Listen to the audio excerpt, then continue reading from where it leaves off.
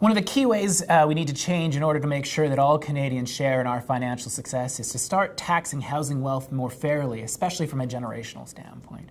Today's high housing prices aren't uniformly bad or uniformly good. It all depends on when you got into the housing market. And for my mom's demographic, who's been in the housing market for decades, today's housing prices are golden. It's precisely why the typical person over 55 reports more wealth going into retirement than did the same age demographic a generation ago. And it's great. I want security for my mom. I want her to have a healthy and financially secure retirement. But my mom's concerned that those high housing prices are crushing her kids' dreams of home ownership or weighing them down with heavy debt loads or heavy rents. And what we need to do now is recognize that our prosperity is driven in part by strong housing markets, but we tax housing wealth too little in this country. Right now, we typically measure people's ability to pay for medical care by only looking at their income. And so we say, hey, two Canadians are making $45,000. Their ability to pay for that medical care must be identical.